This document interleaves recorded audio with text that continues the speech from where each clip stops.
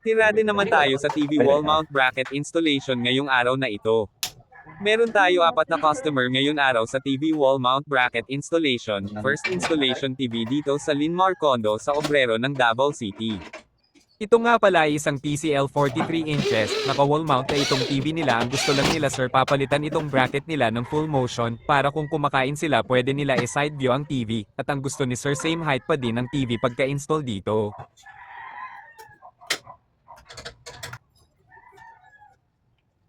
Ganun. Kasi nagpaka early talaga. Wala kang pandemic. Ito parang naman At ito naman ang pangalawang TV na wall mount bracket installation natin dito sa John Dorf Subdivision Matina Pangi, at dito sa Avisa ako mag-install ng TV. At ang TV na i-install natin ay isang Devan 43 inches smart TV at full motion wall mount bracket pa din ang gagamitin nating bracket para dito sa kanyang TV. At na-contact lang ako ni sir sa aking page, ang TV Bracket Davao.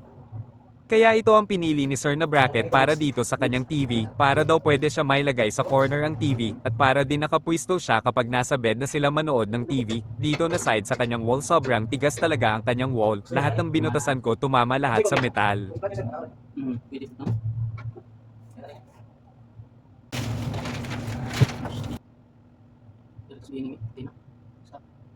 At ito naman ang pangatlong TV na wall mount natin dito sa Green Meadow, Patalunan, Pequeño. Ito ay isang Samsung 55 inches Google TV, steady bracket lang itong pinili ni ma'am sa kanyang TV. Ang probs lang dito sa kanyang bracket masyadong dikit sa wall, kaya gagawa tayo ng paraan para di masyadong dikit sa wall. Maglagay lang tayo ng mga spacer para kung sakali meron malaking distance siya sa wall. Sa marketplace lang ako na contact ni ma'am para dito mag-install ng kanyang TV.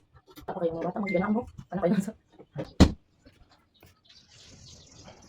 At ito naman ang pang-apat na wall bracket ko dito sa St. Joseph Sir Juan Toro ng Davao City. Ito ay isang Sony 55 inches, at sa marketplace pa din ako ng contact ni sir. Full motion wall mount bracket sana ang gusto ni sir para dito sa kanyang TV. Kaya ang lang ang probs dito, ang kanyang wall masyadong marupok ang semento, hindi matibay, kaya nagsuggest ako na yung tilt bracket na lang ilagay natin dito para sure na matibay siya. Kasi pag pinilit natin ang full motion baka mahulog ang TV. Okay lang sana ang full motion na ilagay dito, kailangan lagyan ito ng support sa wall, lagyan ng plyboard para doon kakapit ang wall bracket, kaya lang wala kami plyboard pang support dito. Kaya ito na lang ang tilt bracket ang ilagay namin. At nagpaalalay lang ako dito nila sir sa pagbuhat nitong TV kasi masyado mabigat after namin mailagay ang TV. At nagustuhan naman nila ang result, at nagpasalamat din sila sa akin kasi nagsuggest ako para dito, kasi pag yung iba daw ang nag-install baka ipilit daw yung full motion na ilagay. Mas mahal kasi yung full motion na bracket kaysa dito sa tilt bracket times 2 ang price. Para sa akin, di importante sa akin ang mahal, ang importante sa akin mas secure ang TV at ang trabaho ko, na walang masabing negative ang customer namin. YouTube ta.